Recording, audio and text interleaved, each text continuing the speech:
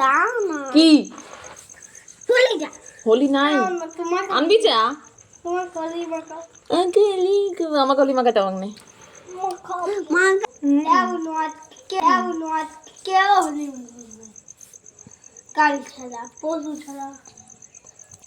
শুভ দোল পূর্ণিমা সকলকে। তো সকালটা এভাবে এদের বকবক শুনে শুরু হয়েছিল। আর এই যে আমি সকাল সকাল স্নান ফান করে পুরো রেডি, বাড়িতে পুজো করব আর মন্দিরেও পুজো দিতে যাব বলে পুজোর সব জোগাড় যন্ত্র করে দেখলাম ফুলই নেই। তো চললাম ফুলের খোঁজে, প্রায় পুরো গ্রাম ঘুরে এইটুখানি ফুল পেয়েছি। আর এই যে গোলাপ ফুল ঠাকুরকে দেওয়া যায় কিনা জানি না, বোধহয় দেওয়াই যায়। এইবার এই যে পুজো করে নিয়েছিলাম বজরংবলীর প্রসাদ নিয়ে নিয়েছিলাম।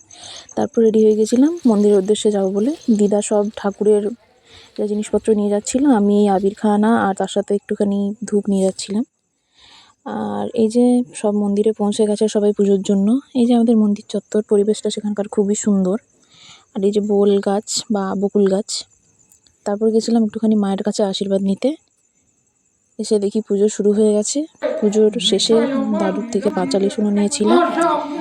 এভাবেই পুজো শেষ হয়েছিল।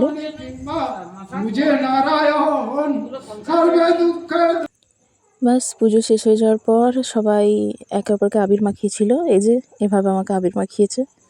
তারপর আমি একটুখানি আবির বাড়িতে নিয়ে এসেছিলাম তুলসী মঞ্চে আর ঠাকুরের পায়ে দেবো বলে। তারপর সত্যনারায়ণের প্রসাদ খেয়ে ছাদে গিয়ে হাওয়াতে একটুখানি চুল ফুল শুকিয়ে নিয়েছিলাম।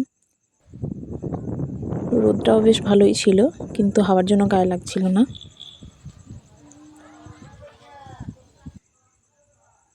তারপর এই যে বজরংবলীর থেকে একটুখানি গোলাপটা ধার নিয়ে নিয়েছিলাম আর দু একটা ফটো তুলেছিলাম গোলাপের সাথে। গোলাপের কালারটা বেশ মিষ্টি ছিল, এক ভাইয়ের থেকে পেলাম গোলাপটা।